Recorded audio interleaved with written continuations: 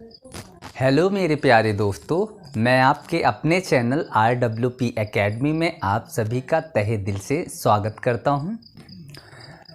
और हम आज इतिहास में हड़प्पा सभ्यता के और आगे पढ़ेंगे। ठीक है, अभी हमने पीछे क्या पढ़ा है उसको भी जान लीजिए।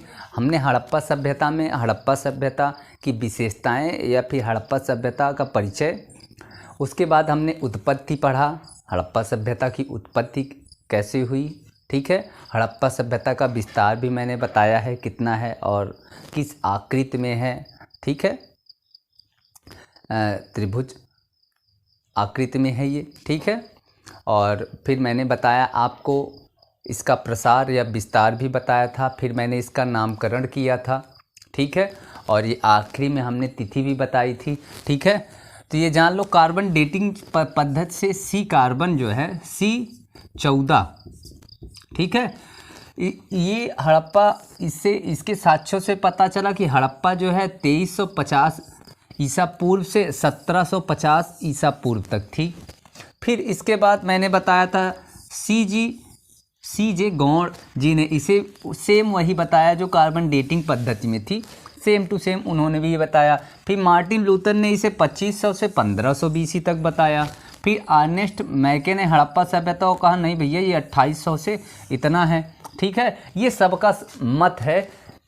ठीक है, कि हड़प्पा सभ्यता की जो तिथियां हैं ये यहाँ से लेके यहाँ तक हैं। ठीक है, लेकिन अगर हम ये कहें तो सबसे ज़्यादा कितना है इसमें 3500 है और सबसे कम क्या है 1500 है। तो ये हम कह सकते हैं कि हड़प्पा सभ्यता जो है 3500 से 1500 BC तक थी। ठीक है, इससे ये पता चलता है। लेकिन ये जो मैंने बताया है ये और इनके सन याद रखिए क्योंकि एग्ज़ाम में वो पूछ सकता है। ठीक है, तो हम ये हमारा नामकरण भी हो गया, तिथि भी हो गया, उत्पत्ति भी, प्रसार भी सब हो गया है। अब मैंने कहा था नगर नियोजन हमें पढ़ना है, हड़प्पा सभ्यता का नगर नियोजन। ठीक है, तो हम चालू करते हैं हड़प्पा सभ्यता का नगर नियोजन से।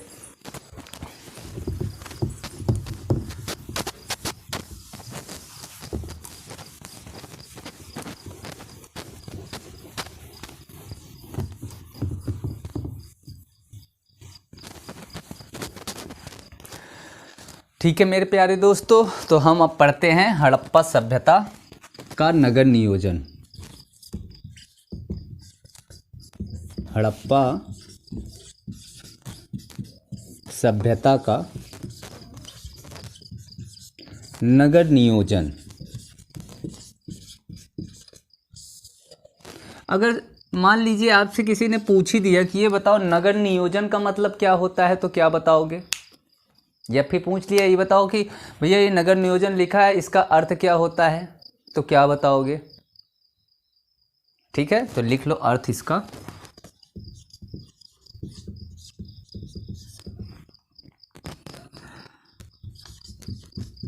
नगर का व्यवस्थित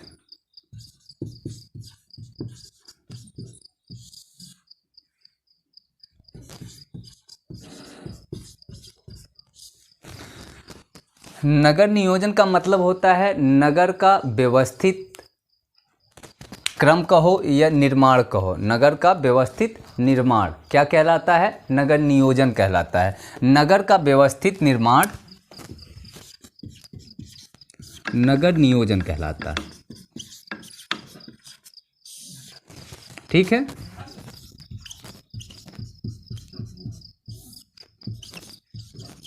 ये बातें समझ में आ गई? ठीक है, नगर नियोजन का अर्थ होता है नगर का व्यवस्थित निर्माण। ठीक है, क्या कहलाता है? नगर नियोजन कहलाता है। ठीक है, इसमें एक तारतम्यता दिखती है, मतलब ये जो है एक तार की तरह जो है, जैसे तार नहीं होता कि एक ही तरफ चारों तरफ कोई जगह नहीं होती निकलने के लिए, उसी तरह इन्होंने घर बनाया था कि चारों तरफ से मतलब घिरा हुआ था। ठीक है, तो ये भी लिख सकते हैं जिसमें एक तारतम्यता दिखती है, जिसमें एक तारतम्यता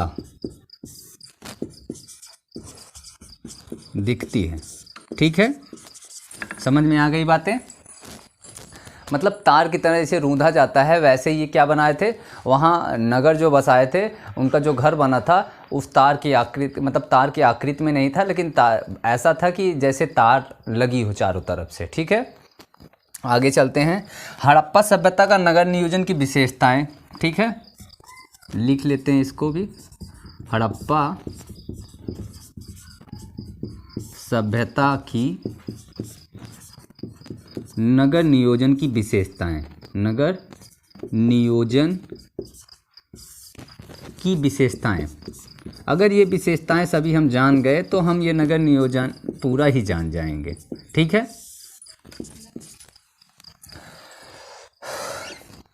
तो ये हड़प्पा सभ्यता की जो विशेषताएं हैं वो क्या हैं, तो नंबर डाल के लिखते हैं। नंबर 1, इस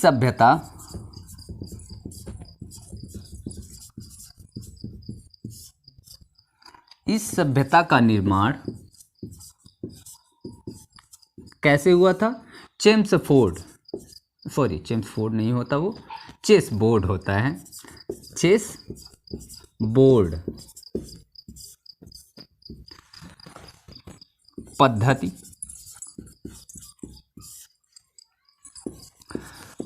पर बनी है।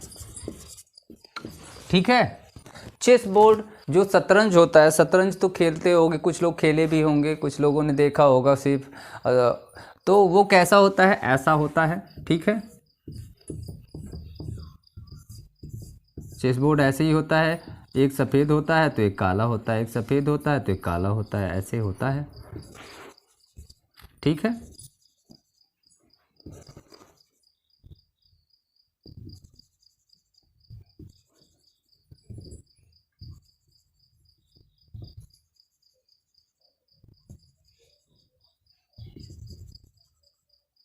ठीक है, ऐसे होता है चेस बोर्ड पद्धति पे। ये इस सभ्यता की जो नगर बसे हैं वो किस पद्धति पे बसे हैं पूछ सकता है, तो चेस बोर्ड पद्धति पे, या फिर इसी को क्या कहते हैं, ग्रिड पद्धति। ठीक है, दूसरा लिख लो, इसी को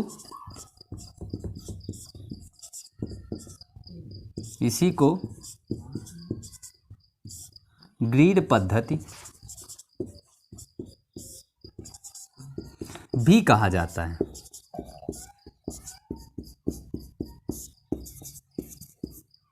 ठीक है, ये चीज़ें हो गई। नंबर 1 हमें पता चल गया इसकी विशेषताएं। ठीक है, पहले तो ये किस पद्धति पे है, चेस बोर्ड पद्धति पे, और इसी को हम एक नाम और इसका है ग्रिड पद्धति, उस नाम से भी जानते हैं। विशेषताओं में 2 लिखो। सैंधव, हाँ, एक चीज़ और जान जाओ, ये यहाँ के लोग जो भारतीय लोग थे, जो वो जगह मिली थी जिसे हम सिंधु घाटी सभ्यता कहते थे, वहाँ पे जो लोग रहते थे उन्हें सैंधव कहा जाता था। भारतीय उन्हें क्या कहते थे, सैंधव कहते थे। ठीक है, तो इसीलिए इसे सैंधव सभ्यता भी कहते हैं। ठीक है, और जो विदेशी लोग थे उस सभ्यता में रहने वाले लोगों को क्या कहते थे, मेलुहा कहते थे। मेलुहा याद रखिएगा, पूछा है, आप पूछता भी रहता है। मेलुहा कहा जाता था जो विदेशी हैं और हड़प्पा सभ्यता में रहते थे, तो भारतीय तो उन्हें सैंधव कहते थे, लेकिन विदेशी उन्हें मेलुहा कहते थे। तो लिख सकते हैं प्रायः सैंधव लिख सकते हैं ना, क्योंकि भारतीय इस स्थान में रहने वाले लोगों को सैंधव ही कहते थे। प्रायः सैंधव सभ्यता या फिर हड़प्पा सभ्यता का नगर 2 भागों में विभाजित था।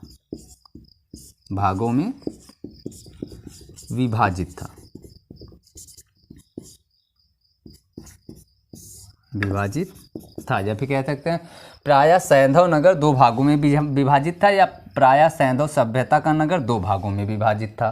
ठीक है, या फिर हड़प्पा सभ्यता का नगर 2 भागों में विभाजित था। तो उसमें एक क्या था, एक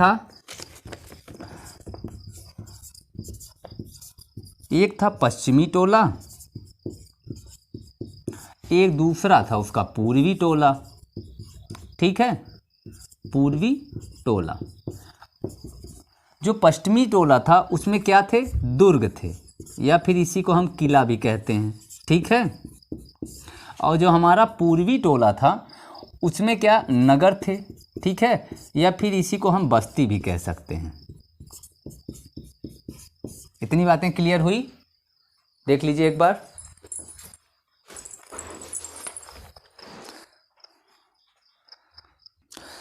ठीक है, तो ये हमारा प्रायः सैदो सभ्यता का नगर दो भागों में विभाजित था। एक पूर्वी टोला हो गया, पूर्वी टोला मतलब जो पश्चिम की तरफ रहते थे वो वहाँ उधर किला बना था या फिर उसे दुर्ग ही कहते हैं, और जो पूर्व की तरफ थे वो क्या थे, बस्ती थी या फिर उसे ही नगर कहते हैं। इसमें एक और लिख लेते हैं, ये देखो ये नंबर डालते रहना, नंबर 1 नंबर 2 हो गया, नंबर 3 लिखो।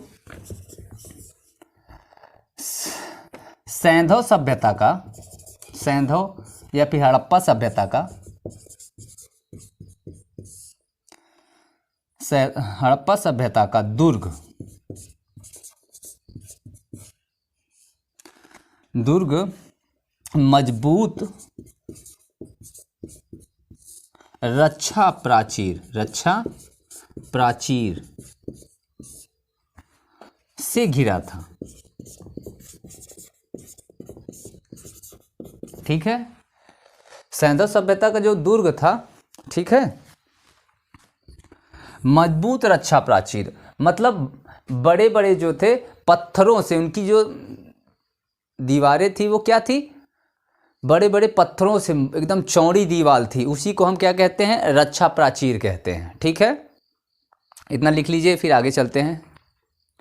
3 नंबर तक हो गया है।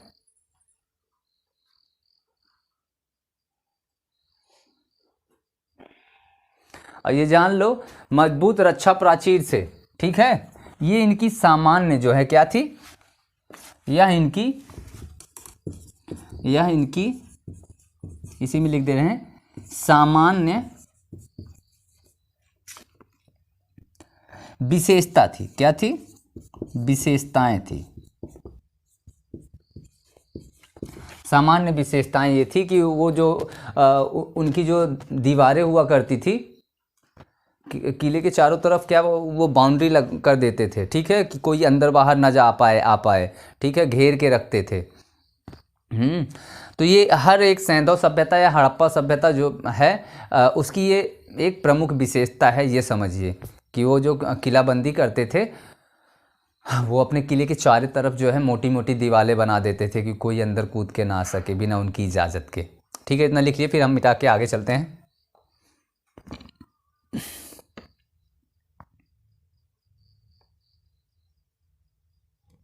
और इसके अपवाद भी लिखवा दे रहे हैं अभी इसके बाद, ठीक है। ऊपर हम चलते हैं, ये मिटा, ऊपर से इतना छोड़ देते हैं, अभी इसको यहाँ तक छोड़ देते हैं।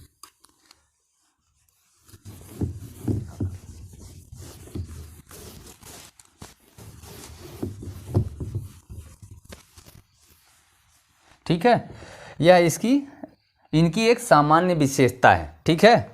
इसके कुछ अपवाद भी हैं, इसके हाँ, इसके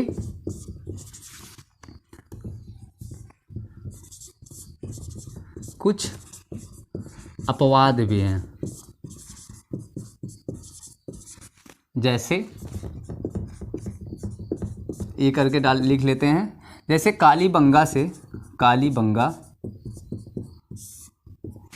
कालीबंगा में पूर्वी टोला और पश्चिमी टोला दोनों क्या था, रक्षा प्राचीर से घिरा हुआ था, ठीक है। कालीबंगा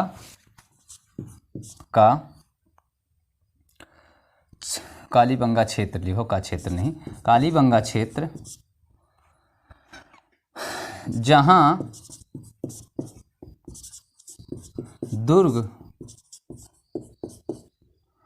दुर्ग और नगर दोनों रक्षा प्राचीर से घिरा था, ठीक है।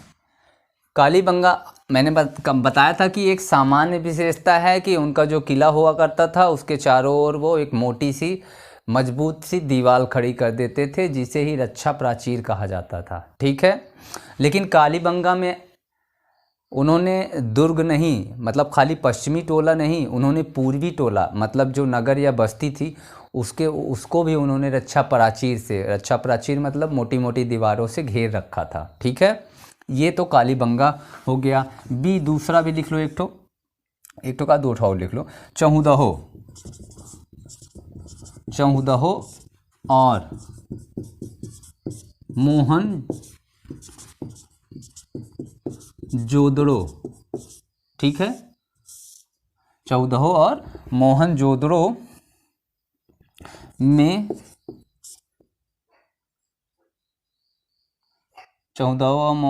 में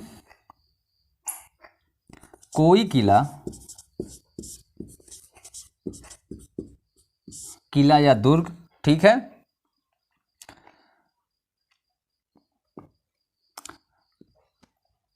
चौदह में कोई किलाबंदी, चौदह और मोहनजोदड़ो में कोई किलाबंदी नहीं किया गया था। लिख लो, किया गया है या था। चौदह और मोहनजोदड़ो में कोई किलाबंदी नहीं की गई थी। अगर पूछ सकता है कि ये बताओ कि हड़प्पा सभ्यता में कौन सी जगह है जहाँ पे किलाबंदी या रक्षा प्राचीर से वो घेरा नहीं गया था, तो वो जगह है, एक चौदहो है, दूसरा मोहनजोदड़ो है। तीसरा भी लिख लो,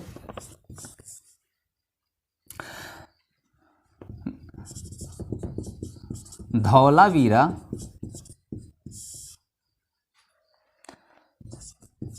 नगर तीन तरफ ने तीन भागों में लिखो, तीन भागों में बटा था। सब जो है दो ही भागों में, मैंने कहा एक पूर्वी टोला था, एक पश्चिमी टोला था, लेकिन क्या है धौलावीरा में क्या था, तीन भागों में वो बटा था। ठीक है, अभी आगे बताऊंगा इसके बारे में और सारी चीजें, तो अब नीचे वाला मिटा देते हैं। ठीक है, ये कौन सा नंबर, 3 नंबर था ना, हाँ 3 नंबर। तो ये 3 नंबर के जो अपवाद थे वो मैंने लिखवा दिया है। ठीक है, अब चौथा नंबर लिखिए, सब एकदम समझते रहिए, मैं एक एक पॉइंट बता रहा हूं। यहाँ के मकान पक्की ईंट के बने थे। कैसे बने थे, पक्की ईंट के।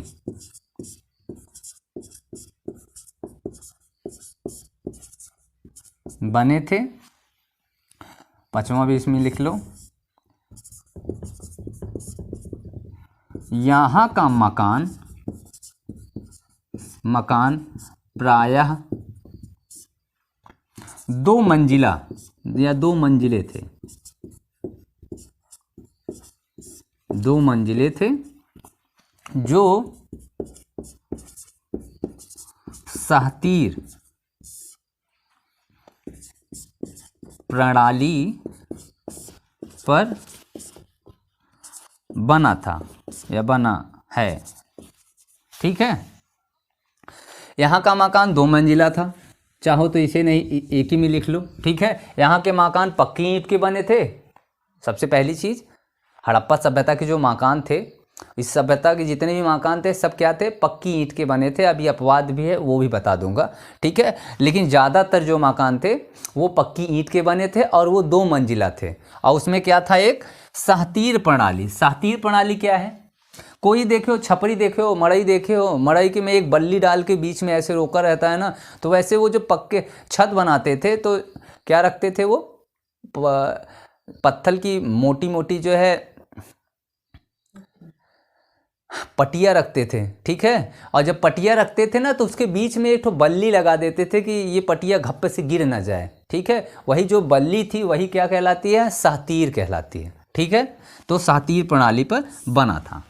इतना समझ में आया। ठीक है, पांचवा चलें।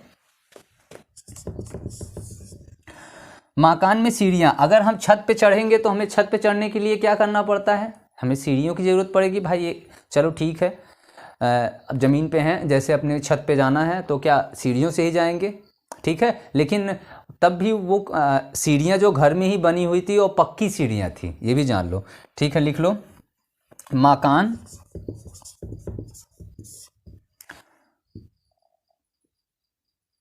पक्की ईंटों के बने थे, हो गया। यहाँ का मकान प्राय 2 मंजिला होता था, सातीर हो गया। मकान में सीढ़ियाँ थी, सीढ़ियाँ बनी हुई थी,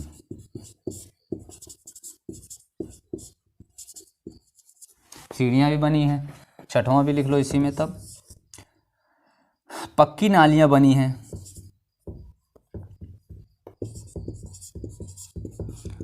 पक्की नालियाँ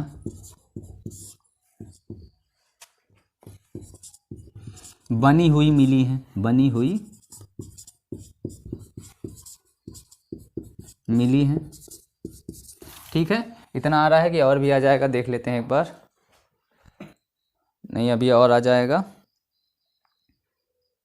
लेकिन अपवाद बताना है, आ जाएगा कि नहीं, चलो बता देते हैं। इसका अपवाद है, अपवाद लिख देता हूँ, अपवाद, ठीक है। हर जगह से तो पक्की नालियाँ मिली हैं, लेकिन काली बंगा से क्या मिली है, लिख लो यहाँ पे, काली बंगा से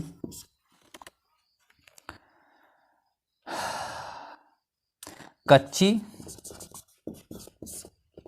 तथा लकड़ी की नालियाँ मिली हैं, लकड़ी की नालियाँ। नालियाँ क्या बनी हुई थी, लकड़ी की बनी हुई थी,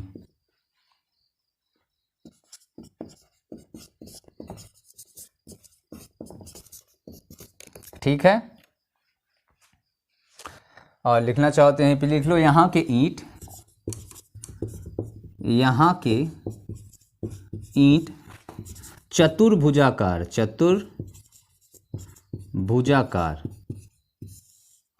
होते थे, और जैसे लिखते हैं ना, लंबाई गुणे चौड़ाई गुणे ऊंचाई, लंबाई गुणे चौड़ाई गुणे ऊंचाई। तो इनकी जो लंबाई हुआ करती थी वो 4 हुआ करती थी, चौड़ाई इसका आधा हुआ करता था, और चौड़ाई का भी आधा ऊंचाई, या फिर इसी को मोटाई भी कह सकते हैं, मोटाई 1 हुआ करता था, या फिर इसे 1:2:3 भी कह सकते हैं। तो इधर इधर मोटाई हो जाएगा। मोटाई का 2 गुना कौन हुआ करता था, चौड़ाई, ठीक है। और चौड़ाई का भी 2 गुना, सॉरी यहाँ 4 होगा, ठीक है। और चौड़ाई का भी 2 गुना क्या हुआ करता था, ऊंचाई। समझ में आया। अगर उसका कोई अनुपात पूछे तो बता देना, 4:2:1 लंबाई गुणे चौड़ाई गुणे ऊंचाई के हिसाब से, या फिर वो लिख देगा, ऐसे भी लिख सकता है कि मोटाई की 2 गुनी चौड़ाई और चौड़ाई की 2 गुनी ऊंचाई, ठीक है। सॉरी ऊंचाई, ये 1:2:4 में हो जाएगा ऐसे। नहीं तो अगर लंबाई गुणे चौड़ाई हो जाएगा तो 4:2:1 हो जाएगा ये, और इस तरह में रहेगा तो 1:2:4 हो जाएगा, ठीक है। तो यहाँ तक लिख लीजिए, फिर इसके बाद आगे चलते हैं।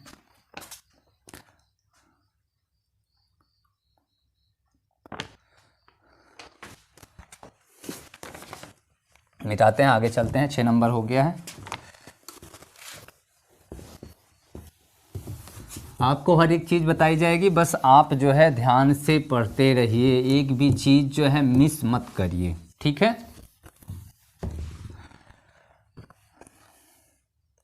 तो इनकी लंबाई गुणे चौड़ाई गुणे ऊंचाई हो गई थी। अगर कोई आपसे अनुपात पूछे तो 4:2:1 या फिर 1:2:4, ठीक है। 4:2:1 या 1:2:4, उल्टा दोनों करके बता दिया है। तो 7 नंबर आपका, चलिए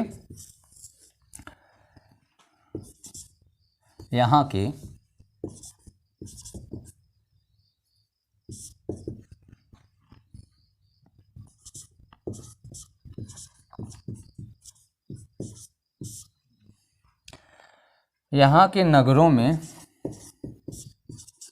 अन्नागार जहाँ पे नहाने वहाने की व्यवस्था होती है, कपड़ा वपड़ा धोने की व्यवस्था होती है, बना रहता है वहाँ पे, अन्नागार पाए गए हैं।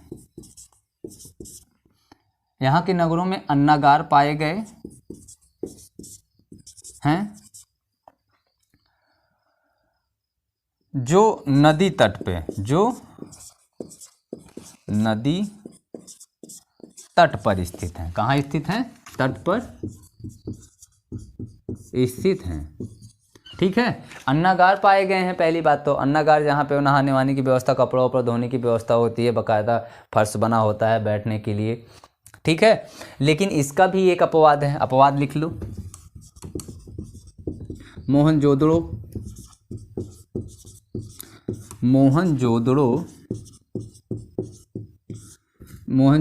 में मोहनजोदड़ो क्या है? एक स्थान है। मोहनजोदड़ो में किले के अंदर मिला है, किले के अंदर अन्नागार प्राप्त हुआ है, अन्नागार प्राप्त हुआ है। ठीक है, अब अंदर अन्नागार मतलब इसका मतलब वहाँ कोई दूर से पानी लेके आता होगा, इसमें डालता होगा, तब जाके नहाता होगा, तो इसके लिए भी उन्होंने दास ओस रखा होगा। वो सभ्यता काफ़ी आगे विकसित थी, काफ़ी ज़्यादा व्यापारिक थी। तो ये जो है क्या करते थे, अपने लिए दास व्यवस्था, अभी आगे बताऊंगा सामाजिक जीवन में। ठीक है, तो दासों के बारे में बताऊंगा, तो ये अब जान जाइए, ये भी एक अपवाद है। तो 8 नंबर पे चलते हैं।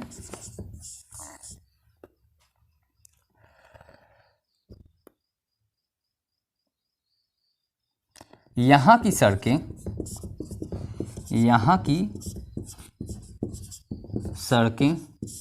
एक दूसरे को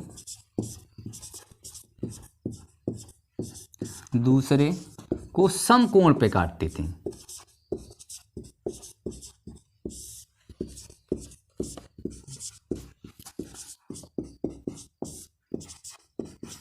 ठीक है, जैसे ये सड़क हो गई। ठीक है, फिर जो ऐसी सड़क, ठीक, मैंने बताया था पहले ही आपको कि ऐसे व्यवस्था में ये नगर बसाते थे। इसी को हम क्या कहते थे? ग्रिड पद्धति कहते हैं या चेस बोर्ड पद्धति कहते हैं। ऐसे ही हुआ करता था। तो ये देख रहे हो, ये जो काट रही हैं सड़कें एक दूसरे को कैसे काट रही हैं? समकोण पे ही काट रही हैं। ठीक है, 90 डिग्री के कोण को समकोण कहते हैं। तो ये क्या काट रही हैं हर जगह, या इधर भी काट रही है, इधर भी काट रही है, इधर भी 90 पे, इधर भी 90 पे, इधर भी, सब 90 पे ही कट रहा है चारों तरफ। देख रहे हो ना, ये सब 90 डिग्री पे कट रही हैं। तो ये एक दूसरे को समकोण पे काटती थी। आगे मिटा दें, ये समझ आने के लिए था।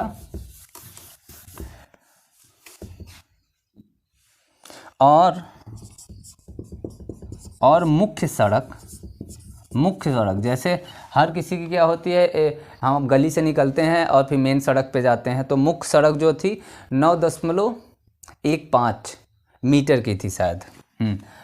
और मुख्य सड़क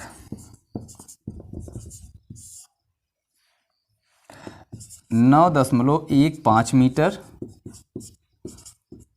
लंबी हुआ करती थी, तो चौड़ाई हुआ करती थी, मीटर चौड़ी हुआ करती थी। अगर फुट में कहेंगे तो लगभग 30 फुट। ठीक है, लगभग कितना? 30 फुट। समझ में आ रही बातें? तो ये 8 नंबर भी आपका हो गया।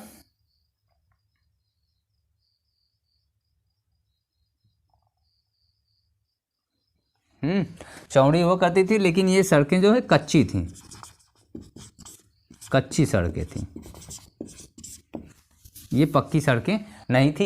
इसका भी अपवाद है। ठीक है, कालीबंगा जो है, यहाँ पे नालियाँ मिली हैं तो वो कच्ची मिली हैं और लकड़ी की मिली हैं। ठीक है, 2 तरह की मिली हैं नालियाँ वहाँ पे।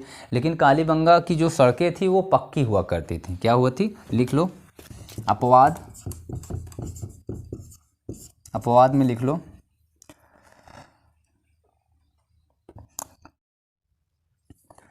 तो हाँ मेरे प्यारे दोस्तों, वो वीडियो बंद हो गई थी, तो मैंने यहाँ तक बताया था कि यहाँ की सड़कें एक दूसरे को समकोण पे काटती थी, ठीक है। और मुख्य सड़क जो है 9.15 मीटर, ठीक है, 1.95 मीटर, लगभग 30 फुट, ठीक है, 30 फुट। और इसका अपवाद भी है कि कालीबंगा की जो सड़कें थी वो क्या थी, पक्की थी। बाकी मैंने बताया है कि जो सड़कें हड़प्पा सभ्यता में मिली हैं वो कच्ची मिली हैं। सिर्फ एक जगह अपवाद में है कि कालीबंगा की जो सड़कें हैं वो कैसी मिली हैं, पक्की मिली हैं। 9 मैंने लिखा है यहाँ की सड़कें जो हैं एक दूसरे को समकोण पे काटती हैं, और जो हम उस टाइम चौराहा कहते हैं उस टाइम उसे ऑक्सफोर्ड सर्किल कहते थे। इस टाइम जो हम चौराहा कहते हैं उसको उस टाइम क्या कहते थे, ऑक्सफोर्ड सर्किल कहते थे, ठीक है। 10वां भी इसी में लिख लेते हैं।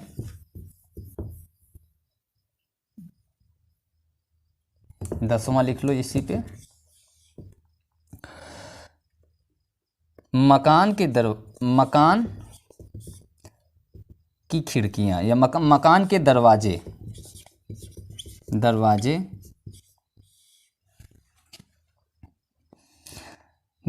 गलियों की तरफ खुला करते थे, गलियों की तरफ खुला करते थे। एक आगे की तरफ ना खुल के ये पीछे की तरफ खुला करते थे, ठीक है। बस एक लोथल है, ठीक है। लोथल एक ऐसी जगह है जहाँ की जो सड़कें हैं वो मुख्य सड़क की तरफ खुला करती थी। इससे ये अब सब आभास करते हैं कि ये जो है नगर था, ये मैं जैसे व्यापारिक केंद्र है, हमारे रोड के जो मुख्य रोड होता है, देखते होंगे कि वहाँ के किनारे जो है रोड की तरफ मुँह करके खुला होता है। इससे ये पता चलता है कि वो पहले वहाँ होटल रहे होंगे, ठीक है, खाने होने के साधन रहे होंगे। तो अपवाद में उसे भी लिख लो, ठीक है। गलियों की तरफ खुला करते थे, लेकिन अपवाद लिख लो यहाँ पे, अपवाद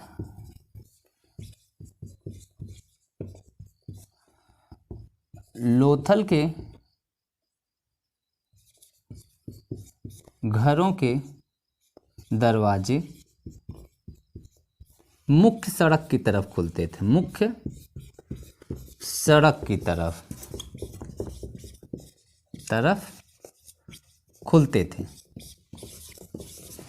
इससे ये पता चलता है कि वहाँ होटल रहे होंगे, ठीक है। यहाँ तक लिख लीजिए, फिर आगे चलते हैं।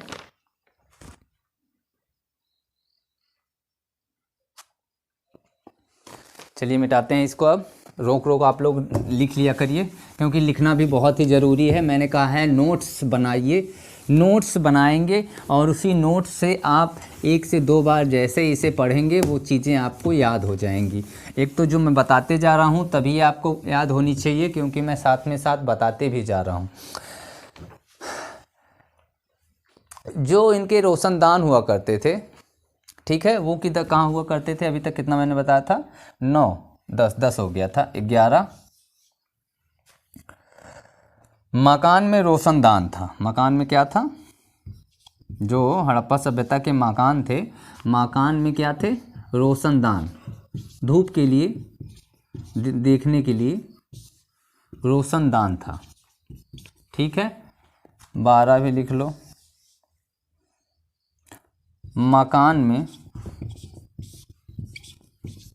में कुआं या फिर इसी को कह सकते हो जल संग्रह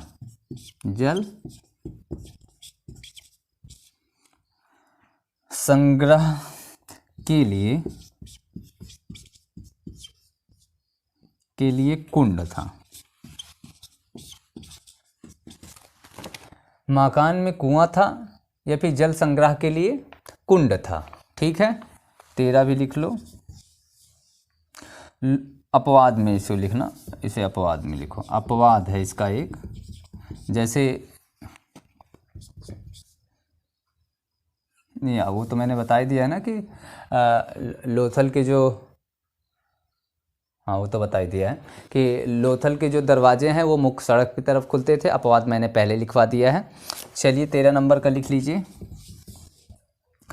सड़कों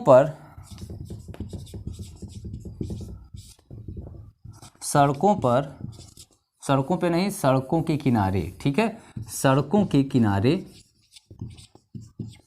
किनारे थोड़ी थोड़ी दूर पर गड्ढे थे, थोड़ी थोड़ी दूर पर गड्ढे थे, ठीक है, जिसमें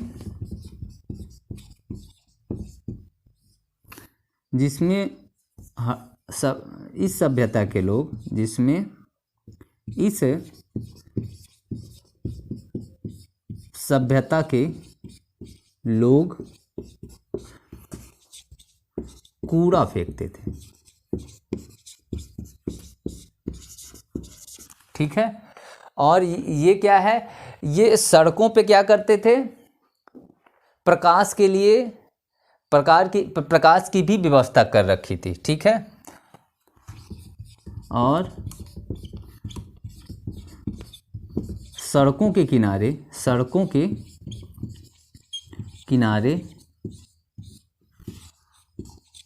प्रकाश, मतलब अंधेरे में मतलब जाने के लिए वो प्रकाश भी वहाँ जला देते थे। सड़कों के किनारे प्रकाश की व्यवस्था थी, ठीक है, प्रबंध थी या व्यवस्था थी। तो वो क्या करते थे कि प्रकाश जो है करने के लिए जो डंडे का मसाल नहीं बनाते, तो वो रोड के किनारे किनारे मसाल लगा दिया करते थे, ठीक है। और वो क्या करते थे कि रोड के किनारे जो है वो गड्ढा खोदे रहते थे, तो जो भी कूड़ा उड़ा साफ सफाई करके लाते थे उसमें डाल दिया करते थे, ठीक है। तो हड़प्पा सभ्यता का जो नगर नियोजन था इतना था। तो ये आप 13 विशेषताएं अगर आपको अच्छी तरीके से पता है तो नगर नियोजन में आपको कोई प्रॉब्लम नहीं होगी। वो जैसे मैं ये नहीं कह रहा हूँ कि बस सिर्फ ये तो आपको पॉइंट लिखाया गया है, जैसे आपको मेंस में गए हड़प्पा सभ्यता का नगर नियोजन का विस्तार कीजिए या विशेषता बताइए, वो कह देगा कि हड़प्पा सभ्यता का नगर नियोजन की विशेषता बताइए, तो कैसे आप बताएंगे। तो ये विशेषता है, ऐसे आपको बतानी है, ऐसे आपको लिखना है, ठीक है। उसके अपवाद भी मैंने बताए हैं, तो ये ऐसे लिखना है। हड़प्पा सभ्यता के नगर नियोजन के बाद जो हमें पढ़ना है सामाजिक जीवन, क्या पढ़ना है,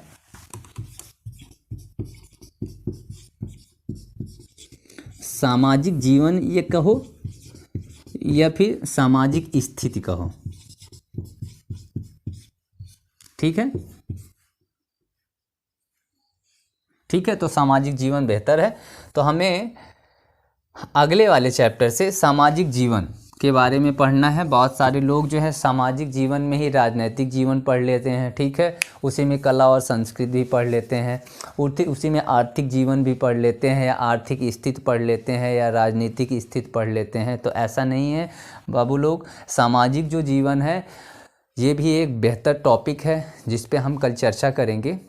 तो वीडियो अगर अच्छी लगे तो आप लाइक सब्सक्राइब करना मत भूलिए, अपने दोस्तों के पास भेजिए, खुद भी उसे लाइक करिए, दूसरों से भी कहिए कि भैया आप भी पढ़िए, क्योंकि पढ़ने से ही हम अपने लक्ष्य को प्राप्त कर सकते हैं।